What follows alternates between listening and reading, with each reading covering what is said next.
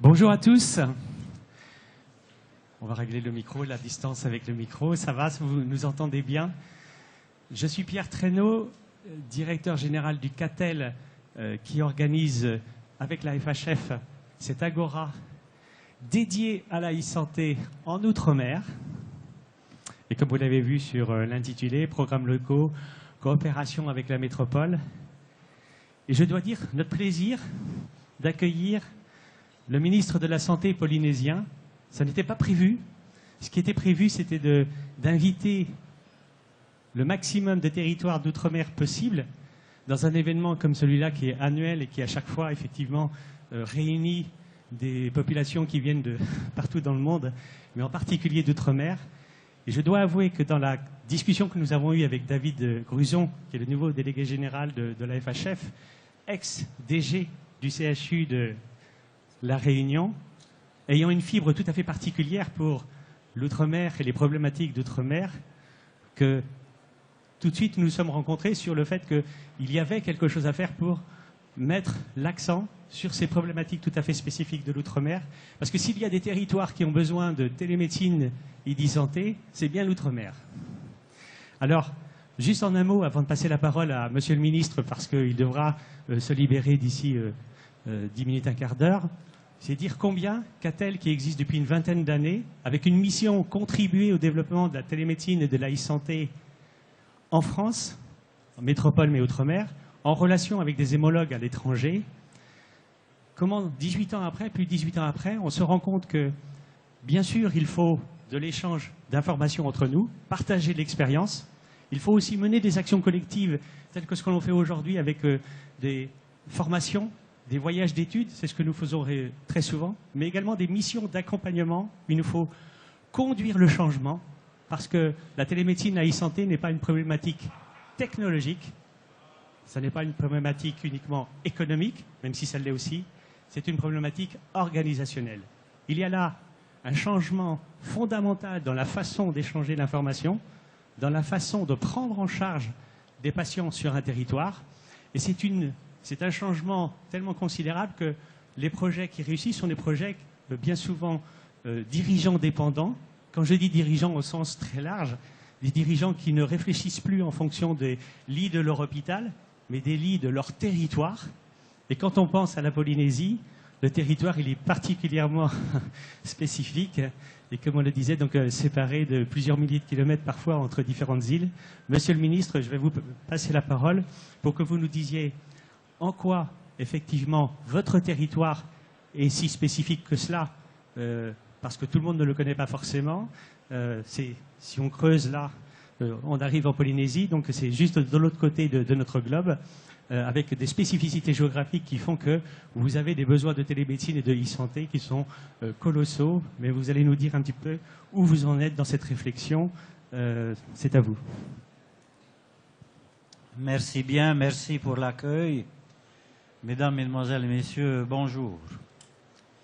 Effectivement, la Polynésie française est un territoire français un peu particulier, dans le sens où si vous vous amusez à plaquer la carte de la Polynésie française sur celle de l'Europe, vous vous rendrez compte que la Polynésie française, c'est une surface océanique de 5,5 km². Et vous vous apercevrez que si vous vous amusez à mettre l'île principale, qui est l'île de Tahiti sur Paris, vous vous apercevrez que les Marquises vont se situer à Stockholm. Donc pour nous, il s'agit donc de gérer sur un certain nombre de groupes d'îles. Il s'agit du groupe des îles du vent, du groupe des îles sous le vent, des Tuamotu Gambier, mais également de nos îles Marquises. Nos ancêtres avaient trouvé la solution grâce à la pirogue, mais ça me faisait un peu de temps. Il s'avère que maintenant, il s'agit pour nous de traiter des problèmes de santé. L'approche des ancêtres en matière de santé était tout simple. Soit le corps humain s'adaptait, soit il ne s'adaptait pas, et il fallait aller rejoindre les ancêtres. Et ça s'arrêtait là. Il s'avère que nous vivons dans un monde différent. Dans ce monde, il s'agit de créer les conditions pour pouvoir répondre d'une façon égale aux problèmes de chaque citoyen. Il s'agit de répartir les forces sanitaires de façon à ce que ceux des îles Marquises puissent bénéficier des mêmes avantages que l'île de Tahiti. Donc la e-santé et la télémédecine nous paraît être la solution incontournable.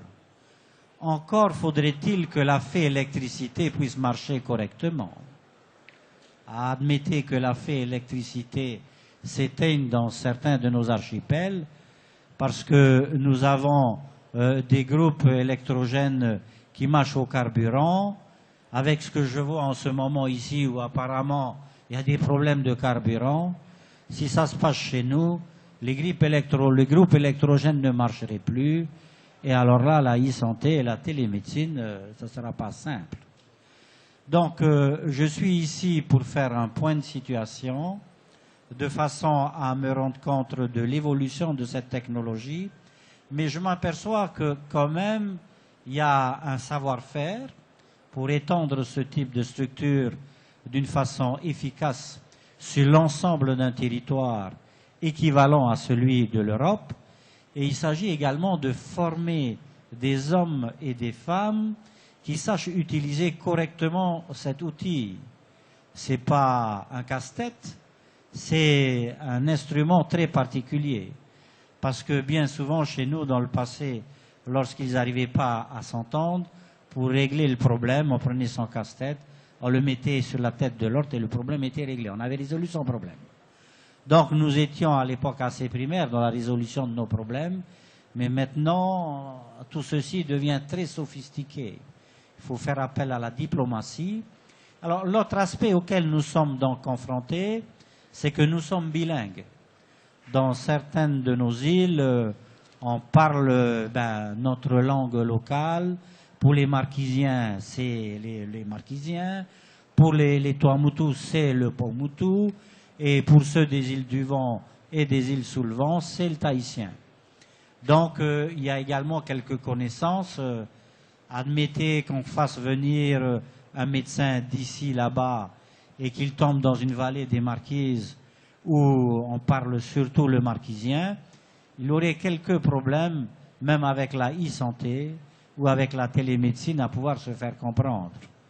Donc, nous avons tous ces problèmes à gérer. Et c'est pour ça que je suis parmi vous aujourd'hui, pour créer les conditions pour qu'on puisse profiter de cet outil de travail, pour nous permettre de faire des diagnostics à distance. Et ensuite, bien souvent, nous sommes dans l'obligation de faire des évacuations sanitaires. Alors, en règle générale, lorsque vous ramenez un patient des îles Marquises, il vous faut 3 heures de vol pour arriver à Tahiti. Et à Tahiti, nous avons donc notre hôpital de dernier recours. Sur les îles Marquises, nous avons un petit hôpital avec un chirurgien, un médecin réanimateur anesthésiste, une équipe donc de paramédicaux, mais il y a certaines opérations un peu sophistiquées que nous ne pouvons pas faire aux îles Marquises. Donc il nous faut également avoir les instruments qu'il faut pour assurer le transport, des hélicoptères, des avions, une bonne équipe de médecine d'urgence pour amener nos patients qui sont en difficulté. Quelquefois, si je prends l'exemple des Tuamotu, il arrive aux habitants des Tuamotu de rencontrer un requin en faisant une partie de pêche et de se faire un petit peu bouffer au mollet. Ben celui-là, il faut le ramener sur Tahiti. Malgré les connaissances ancestrales, quelquefois, ils n'arrivent pas à bien s'entendre avec les requins du coin. Bon, je sais que vous avez d'autres types de requins chez vous, mais chez nous, c'est les vrais de vrais. Donc, il faut gérer tout cela. Il faut faire appel à ces connaissances en termes de médecine moderne et utiliser correctement, là où il faut, cette médecine. Mais pour ce faire, il faut une réflexion en profondeur et ne pas mettre en place un circuit donc de télémédecine sans avoir bien étudié notre géographie, les problèmes d'ordre socio-culturel auxquels nous sommes confrontés sur place, pour pouvoir ensuite bénéficier de ce type de structure. Alors voilà ce que je pourrais vous dire en introduction. La Polynésie française est intéressée par cette e-médecine et par cette télémédecine parce que tout simplement, nous n'avons pas le choix. Il nous faut ce type d'outils pour répondre correctement aux problèmes de nos populations. Et j'ai cru comprendre, étant donné que nous sommes dans la République française avec le dernier rapport de Victorin Lurel, qu'il convient à rattraper un certain nombre de choses de façon à faire la promotion de l'égalité du citoyen français, où qu'il soit sur la planète. Et nous avons la chance d'être également des citoyens français comme vous, mais venant d'une contrée un peu lointaine. Alors voilà. Merci, Monsieur le Ministre. Une question supplémentaire avant que vous puissiez vous sauver. Au moment où en France, depuis 2010, nous avons inscrit la télémédecine dans la loi, comme vous le savez, dans cette loi, il y a un périmètre qui permet de baliser finalement ce qui est de ressort de la télémédecine et ce qui n'est pas de ressort de la télémédecine, qui concerne les médecins. Il y a la téléconsultation, la consultation des patients à distance. Par exemple, c'est le cas dans le domaine de la psychiatrie, où un psychiatre va consulter à distance un patient. Il y a la téléexpertise. C'est le cas, par exemple, dans le domaine de la cancérologie, pour donner un exemple très concret, où les équipes pluridisciplinaires vont échanger depuis des sites distants. C'est le cas, par exemple, de la téléassistance médicale, où là, un médecin un professionnel de santé est assisté par un médecin expert distant. C'est le cas, par exemple, de la prise en charge des plaies chroniques, prise de photos, prise de vidéos, avec expertise distante. C'est le cas, autre axe, de la télésurveillance, où 24 heures sur 24, un patient malade chronique, diabétique, insuffisant cardiaque, insuffisant respiratoire, va pouvoir être suivi donc en permanence par un système et être en relation avec le service dans un CHU spécialisé. Si je vous dis cela, c'est pour vous demander finalement de quelle façon vous imaginez développer la télémédecine sur votre territoire avec la complexité que vous venez de décrire, tenant compte du fait qu'il y a une télémédecine, on va dire interne, qu'on pourrait dire interne, régionale, et une télémédecine qui va forcément être extra-régionale. Et en France, on y travaille de mieux en mieux et de plus en plus, parce que les frontières n'existent plus, bien sûr. L'expertise, elle vient de partout, médicale. Le patient citoyen va la chercher là où il la trouve. Et s'il ne la trouve pas chez lui, il va la chercher ailleurs. C'est ainsi fait.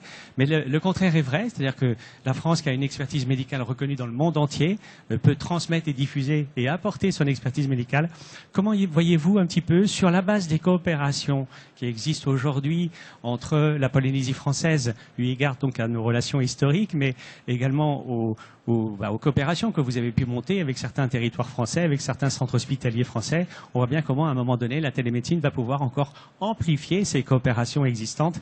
Donc, je suis intéressé d'avoir un peu votre commentaire. C'est la question qu'on va poser un petit peu à tout le monde, entre l'outre-mer et la métropole. Comment, effectivement, nous pensons que la télémédecine va renforcer ces coopérations entre la métropole et les territoires d'outre-mer? Alors, évidemment, il faudra commencer par le début. C'est-à-dire que nous travaillons à l'heure actuelle sur un schéma d'organisation informatique pour l'ensemble du pays. Donc, ça fera l'objet d'un texte de loi qui passera à notre Assemblée de Polynésie française, parce que nous avons quand même un système de gouvernement un peu particulier dans le cadre de la République. Nous sommes un territoire d'outre-mer et non pas un département d'outre-mer. Ce territoire d'outre-mer, et je crois que c'est le seul exemple au sein de la République, dispose d'un gouvernement. Ce territoire d'outre-mer a un gouvernement avec un président et des ministres. C'est le seul cas de figure. Imaginez l'Alsace avec son gouvernement, son président et ses ministres. Eh bien, nous sommes dans ce cas de figure. Il faut dire que les Polynésiens ont eu, dans le cadre de leur histoire, à se battre contre les vicissitudes de l'océan et ils tiennent beaucoup à leur autonomie. Un peu à l'époque comme Astérix avec son village. Tenait beaucoup à son autonomie au milieu des Romains. On est un petit peu l'Astérix donc de la République française, quoi. On tient à notre autonomie. Donc nous faisons nos textes de loi et nous allons commencer par ce schéma d'organisation sanitaire avec des experts d'ici qui nous accompagnent. D'ailleurs, ils sont parmi nous et je tiens à les remercier. Il s'agit de M. Fieschi et de Mme Labrousse qui sont là parmi nous et qui m'enregistrent bien, hein, qu'il faut nous donner un coup de main sérieux pour atteindre les objectifs. Ensuite, le second point, c'est le problème du câble. Il convient que vous sachiez que finalement, il faut être objectif. Lorsque vous êtes dans l'océan Pacifique, la Polynésie française est au milieu de nulle part, au beau milieu de ce vaste océan, et il nous faut nous organiser au milieu de ce vaste océan, sur quoi nous allons accrocher nos appareils sur les satellites, sur les câbles. Et nous avons de gros débats à l'heure actuelle. Par exemple, un câble qui partirait de Nouvelle-Zélande et ensuite qui traverserait tout l'océan Pacifique pour se brancher sur les îles Hawaï, sachant que les îles Hawaï sont branchées sur les États-Unis. Et alors là, ça nous fait donc un gros câble. C'est un premier cas de figure. Le premier cas de figure, c'est un câble qui partirait de Chine, passerait par le Japon, traverserait tout l'océan Pacifique pour aboutir au Chili. Et ça, c'est encore un autre câble. Donc, nous sommes en pleine négociation en se disant qu'il y a deux routes. Là, question, quel va être le projet qui va aboutir le plus rapidement? Est-ce que c'est celui de l'axe Nouvelle-Zélande-Hawaï ou c'est celui de l'axe Chine-Chili? Alors donc, nous avons des experts qui sont en train de nous faire des calculs savants pour savoir sur quoi nous allons nous accrocher. Et ensuite, il y a toutes ces îles parsemées sur une surface équivalente à celle de l'Europe, où il faudra également pouvoir disposer des débits pour faire passer donc les messages. Donc, il y a ces deux problèmes qu'il faut résoudre. Je trouve que le schéma d'organisation informatique, c'est tout à fait à notre portée. Celui du câble, ça coûte des milliards et des milliards donc d'euros pour pouvoir gérer cette opération. Donc là, nous avons un point d'interrogation avec quelques petits points de suspension. Mais comme nos ancêtres nous ont donné la fibre de la patience des navigateurs, quelles que soient les tempêtes que nous rencontrons en cours de route, nous saurons être patients, endurants et maintenir notre cap pour atteindre l'objectif. Voilà. Merci beaucoup, Monsieur le Ministre, d'avoir participé à cet atelier.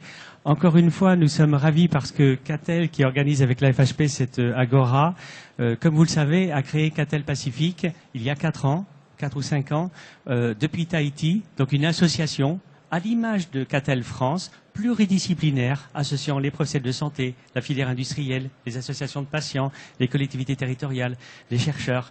Cette association va continuer de se développer. Il y a déjà 20-25 membres, donc sera à votre service, évidemment, dans les actions, les orientations stratégiques que vous avez décrites ici.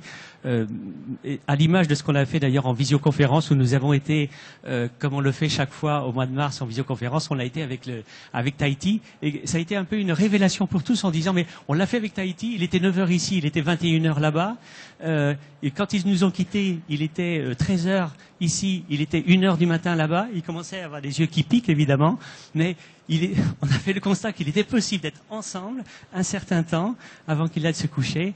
Donc merci encore de votre présence ici, bon retour donc dans votre territoire.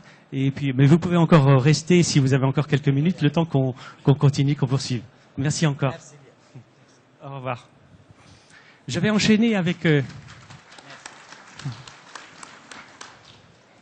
je vais enchaîner avec nos invités là autour de la table. Donc, je passerai la parole en conclusion, comme j'ai fait l'introduction, puisque c'est Catel plus FHF qui organiseront cet atelier. Donc, c'est René Caillet à mes côtés qui représente la FHF. Et je vais de suite donner la parole aux intervenants venant d'outre-mer, à savoir donc Denis Laura, qui représente donc le GCS.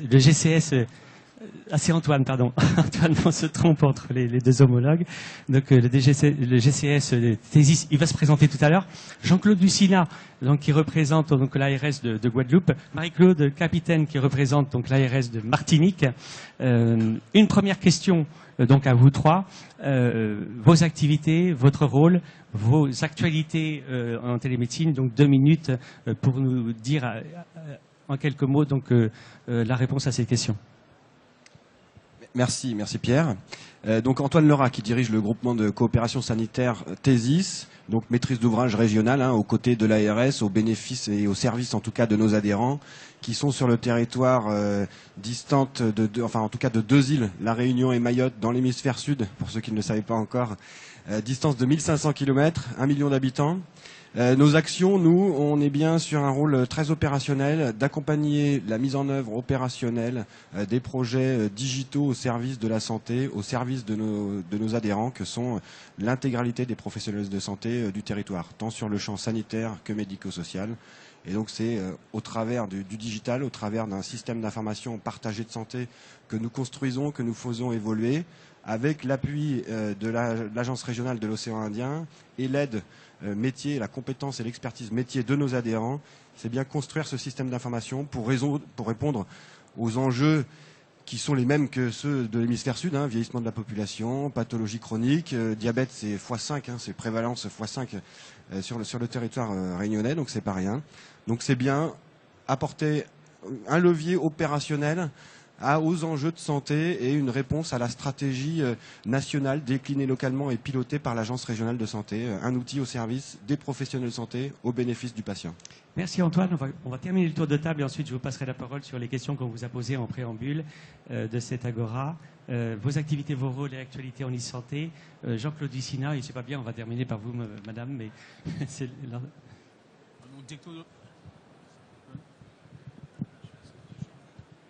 Directeur de soins Alors, je suis de l'offre de soins en l'ARS Guadeloupe. Les activités, c'est l'ensemble de l'offre de soins, c'est-à-dire sanitaire, médico-social et ambulatoire. Et au niveau de la télésanté de la Guadeloupe, pour ceux qui le connaissent pas, est un archipel composé de 7 îles, dont la plus distante est Saint-Martin, Saint-Barthélemy, les îles du Nord de 250 km. Des îles de population très différentes, ils vont de 2500 habitants jusqu'à 45 000 habitants pour Saint-Martin, avec une population avec une démographie médicale très défavorable, notamment au niveau des différentes îles, et surtout en termes d'activités spécialisées, médecine spécialisée, et des zones blanches, y compris pour la Guadeloupe, qui est l'île la plus importante. Ce qui fait que pour nous, la télésanté devient incontournable si on veut, d'une part, faciliter l'accès aux soins à toute la population sur l'ensemble des îles, notamment aux soins spécialisés, si on veut sécuriser certaines prises en charge, notamment l'AVC, les urgences pour les îles de l'archipel, et si on veut aussi permettre à ce que les acteurs entre eux puissent se partager des expériences et des compétences. Donc c'est pour ça qu'on a utilisé la télémédecine comme un outil, on va dire, indispensable à la prise en charge des patients sur notre territoire. Merci, ça y est, ça marche, j'ai l'impression. Marie-Claude Capitaine, allez-y. Marie-Claude Capitaine, je suis chargée de mission dans le domaine des systèmes d'information et de la télémédecine au sein de l'Agence régionale de santé de la Martinique. Donc, toutes les problématiques qui ont été évoquées par mes collègues sont valables pour la Martinique. Je vais juste ajouter le problème de la démographie médicale, qui est particulièrement prégnante chez nous. Martinique, une population de moins de 500 000 habitants. Donc, l'effet seuil pour l'équipement lourd pour la prise en charge d'un certain nombre de pathologies n'est pas possible. D'où la nécessité pour nous donc de nous mailler, de nous relier avec un certain nombre de spécialités et d'équipements, de ressources qui se trouvent ou sur une île distante comme la Guadeloupe ou encore sur le national. Juste pour excuser la Guyane, puisque Jean-Claude et moi, nous parlerons dans nos présentations, notamment d'un certain nombre d'opérations que nous menons en pleine mutualisation avec la Guyane. Je vais reprendre dans ce sens-là, Marie-Claude Capitaine, pour vous poser les questions qui vont permettre de comprendre plus en détail encore quelles sont vos actions. Hein, quelles sont les spécificités des actions, des applications que vous avez déployées donc, en Martinique, et vous avez dit que vous allez faire référence également avec la Guyane, et nous savons que vous menez des actions en plus au niveau des 3 régions, Guyane, Martinique, Guadeloupe. Vous nous direz de quelle façon. Ensuite, ce qui nous intéressera, c'est un peu de la même façon que j'ai posé la question à Monsieur le ministre polynésien, c'est il y a la télémédecine, on va dire, intra-territoriale, et puis il y a la télémédecine que vous développez avec la métropole. Donc il est intéressant de voir de quelle façon vous anticipez cela. Le ministre a très bien dit, effectivement il y a un temps pour tout. Bien souvent, il faut d'abord et avant tout commencer par des prérequis sur son territoire et mettre en place ces prérequis et faire en sorte qu'une certaine télémédecine fonctionne et soit utilisée sur son territoire. Et ensuite, on est vraiment en capacité de développer des coopérations avec les autres territoires. Et puis, en fait, peut-être ensuite les prochaines étapes.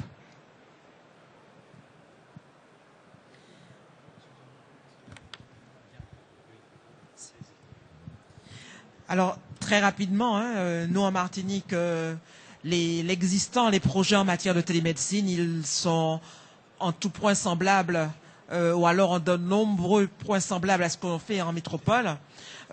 Aujourd'hui en Martinique, les projets de télémédecine totalement opérationnels concernent par exemple la prise en charge des détenus. Hein.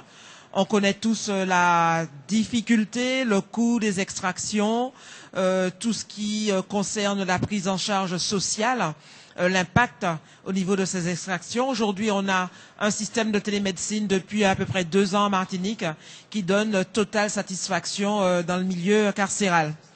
D'autres domaines concernent la prise en charge des plaies chroniques, que ce soit dans le cadre d'établissements de proximité par rapport au CHUM, dans des axes de téléexpertise. Mais depuis peu, la Martinique fait partie des 9 régions expérimentatrices dans le cadre de ce qu'on appelle l'article 36. Et un des projets a été de mettre en place la prise en charge des plaies chroniques via les maisons de santé pluridisciplinaires, de manière à apporter cet accompagnement jusqu'à l'infirmière libérale au lit du patient. La télépathologie, la télémédecine dans le cadre de la téléexpertise ou de la téléconsultation entre les EHPAD et notamment le pôle de gérontologie du CHU Martinique. Le projet IMAG, on va en parler tout à l'heure. Mais en fait, nous, ce qui nous intéresse essentiellement en Martinique, c'est vraiment d'organiser une permanence de soins, tout cela dans l'objectif d'équité, d'accessibilité des soins en tout point de la Martinique, que ce soit en Martinique, en interrégional ou encore avec le national.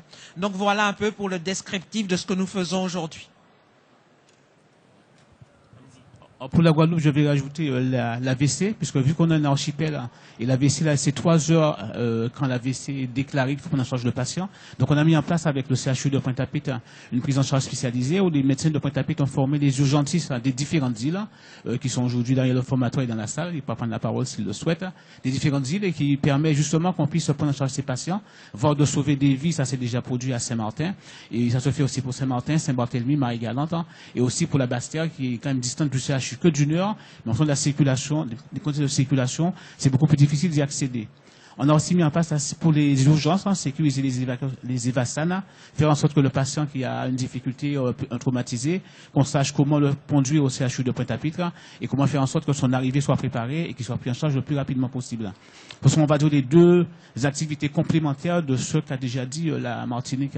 Et ce qu'on développe aussi, la télésanté pour nous, c'est un outil aussi de développement. C'est pas qu'un outil de prise en charge sur le territoire, mais de développement au niveau de la Caraïbe. Parce que nous sommes quand même 65 millions d'habitants dans la Caraïbe, 21 millions dans la petite Caraïbe, et ce qui nous permet, nous, au niveau de la Guadeloupe, Martinique, on y réfléchit, comment faire pour amener notre offre de soins à cette population caribéenne qui sont des petites îles, plus petites que nous, et qui n'ont pas une offre de soins aussi spécialisée que celle de l'Hexagone. On a un niveau d'expertise équivalent à ce qui est sur le territoire national, et donc on pense qu'on peut offrir cette expertise à l'ensemble du territoire caribéen, en tout cas pour tous les territoires et les terres qui le souhaitent. Donc c'est pour nous aussi un outil de développement économique, et pas seulement un outil, on va dire, de prise en charge, d'accessibilité sur nos territoires propres. Merci, Monsieur Luizinade. Nous allons maintenant passer dans une autre région de l'océan Indien. Allez-y, monsieur. on change d'hémisphère. Mais les problématiques et le contexte restent le même. Hein. Donc la question sur les réalisations, je pense qu'avant de parler de réalisation métier, on en a aussi un certain nombre qui sont peu ou prou celles des autres régions. Je pense qu'il ne faut pas perdre de vue qu'il n'y aura pas de télémédecine ou de e-santé sans une infrastructure solide. Et ce sont des travaux longs, coûteux, fastidieux. Et sans cette infrastructure, il n'y aura pas grand-chose. Et c'est le trait commun à toutes les régions. Donc à l'instar de nombreuses autres régions, et la Guadeloupe et la Martinique en font évidemment partie. On a un réseau d'interconnexion, donc un réseau crypté, sécurisé. Dès qu'on parle d'échanger de l'information, il faut bien le véhicule sécurisé permettant d'échanger cette information. Donc c'est un réseau d'interconnexion, un réseau privé. On a fort de notre éloignement et puis de la difficulté évoquée par le ministre de la Santé de Polynésie aussi, on a deux sorties sous-marines, mais qui d'ailleurs la semaine dernière étaient en panne. Donc on a aussi un data center régional agréé hébergeur de données de santé dont l'agrément est porté par le GCS TESIS. Et puis une fois qu'on a parlé de cette infrastructure, il faut aussi une infrastructure pour gérer l'interopérabilité, les échanges, dénormaliser de l'information. Donc tout ça, ce sont des couches essentielles, invisibles, mais néanmoins primordiales et incontournables pour échanger de l'information. Et puis derrière, on a un dossier régional en cancérologie qui est généralisé, qui permet de tenir l'ensemble des réunions de concertation pluridisciplinaires sur l'oncologie. On a un portail qui permet de dématérialiser les échanges entre la ville et l'hôpital compte rendu. Il y a à ce jour plus de 260 000 documents. On a aussi réussi, mais c'est aussi la force de ce territoire, on a la chance d'avoir une offre relativement ramassée sur le secteur médico-social. Et on est en train de déployer un dossier unique de l'usager médico-social, donc une solution commune hébergée dans le data center. Et on travaille aussi sous l'angle organisationnel à harmoniser les pratiques sur le champ des acteurs médico-sociaux. Donc c'est un dossier unique sur le médico-social et évidemment de la télémédecine sur AVC phase aiguë, des expérimentations, beaucoup de travail avec Mayotte aussi pour limiter les EVASAN avec l'appui du CHU de la Réunion. Merci Antoine Lerat. On va encore donner la parole une dernière fois à l'ensemble des participants et ensuite on aura un petit temps de questions-réponses. Je voudrais juste à ce stade vous donner un élément de nuance si vous appréhendez de façon peut-être non spécialisée le sujet de la télémédecine et de la e-santé. Vous avez là déjà des interlocuteurs qui sont de nature différente et ils vous parlent de la télémédecine et de la e-santé de façon différente. Et c'est tout à fait normal. Entre le ministre qui en parle, mais avec une vue d'hélicoptère, et c'est bien ce qu'on attend d'un ministre d'une certaine façon, avec d'une certaine façon l'idée qu'il faut que ça rentre dans les orientations politiques d'un territoire. Vous avez après la déclinaison dans les régions françaises, par exemple, au travers des propos tenus par les agences régionales de santé qui ont un discours orienté évidemment stratégie, mais aussi orienté, on va dire, priorité médicale, priorité sanitaire, priorité donc médico-sociale. Et vont évoquer finalement les attendus, les résultats attendus en termes d'impacts médicaux sur le diabète, sur telle et telle maladie chronique, sur telle situation dans tel domaine sanitaire ou médico-social. Et puis, monsieur intervient au titre d'un groupement de coopération sanitaire qui est le bras droit des agences régionales de santé. En France, c'est comme ça que ça fonctionne. Ce bras droit, c'est un bras droit, on va dire, technique, opérationnel, extrêmement important, et il l'a soulevé au travers de son propos, c'est-à-dire qu'il s'agit de mettre en place les infrastructures solides, sécurisées, qui apportent la confiance pour que les décisions prises au niveau des agences régionales de santé, sur le plan stratégique, sur le plan des attendus, des impacts médicaux attendus, soient possibles, soient rendus possibles. Nous aurions pu avoir autour de la table des médecins. C'est le fameux triptyque dont nous on parle en permanence. Il nous faut un triptyque stratégie, technique, médicale. C'est ce qui constitue le trépied sur lequel la e-santé, la télémédecine doit pouvoir s'asseoir. Donc on ne l'a pas fait parce que ce n'était pas la forme, etc. Mais nous aurions pu inviter des équipes médicales, développant de la télémédecine dans les territoires. Et vous auriez eu un propos complètement différent, d'ailleurs, des équipes médicales qui disent la télémédecine ne se fera qu'avec les médecins, et ils n'ont pas tort. Mais la télémédecine ne se fera pas non plus sans les agences régionales de santé. La télémédecine ne se fera pas sans les responsables techniques qui nous mettent en place ces organisations. Voilà, un élément un peu pédagogique mais extrêmement important sur lequel il faut toujours s'appuyer pour réussir à réunir les conditions favorables, sans lesquelles on n'atteint pas les conditions favorables. En plus, il faut apprendre à faire du travail collaboratif, c'est-à-dire que à la fois chacun de ces 3 pieds sont indispensables mais doivent travailler avec les autres pieds. Je termine juste avec pour le coup, la coopération avec la métropole, de façon, et puis ensuite on va déborder un petit peu, on peut déborder de 11h, hein, 11h05, 11h10, ça le fera. On va prendre l'autorisation si on n'a pas la réponse, c'est pas grave. Marie-Claude Capitaine, les liens avec la métropole. Alors bon, les liens avec la métropole, ils ont toujours existé. Les médecins, la faculté de médecine des Antilles-Guyane a très tôt été hébergée par Bordeaux. Beaucoup de médecins font leurs études sur tout le territoire national. Maintenant, ce qu'il faut, par rapport à l'outre-mer, la télémédecine, en fait, a apporté une forme d'abolition, on va dire, des contraintes géographiques et de temps. Très rapidement, un exemple. Jusqu'à maintenant, avant la télémédecine, dans le cadre du cancer, avoir l'avis d'un expert en anapathe nécessitait d'expédier une lame par la poste avec tous les risques, pertes, casses, etc. On en avait pour 15 jours, 3 semaines, un mois et demi, tout dépendait de la disponibilité réelle de l'expert dont on avait besoin dans ce cas-là.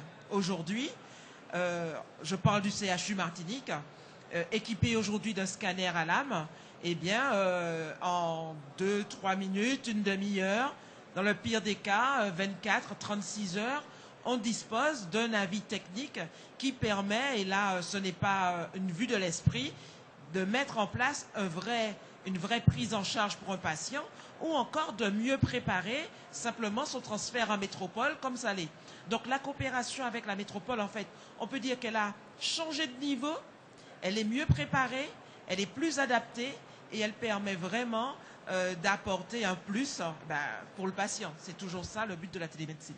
Merci Marie-Claude Capitaine. Jean-Claude Lucina.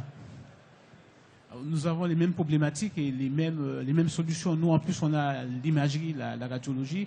On a un manque d'imagerie sur le territoire. Donc, le CHU est souvent amené à faire appel à des sociétés spécialisées dans l'Hexagone ou le CHU de Montpellier, quelquefois, pour lire ces images, les interpréter et avoir le retour.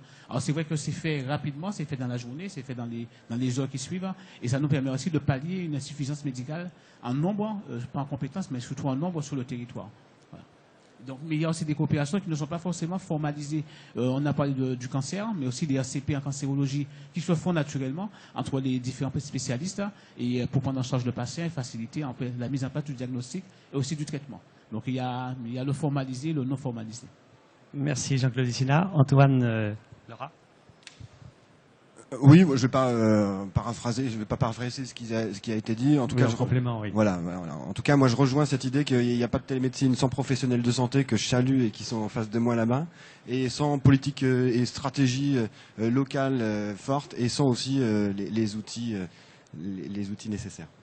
Et je fais faire le lien avec l'hôpital parce que quand on parle du trépied, stratégie médicale et technique, il se trouve que les hôpitaux, eh bien, ils ont le trépied, quoi.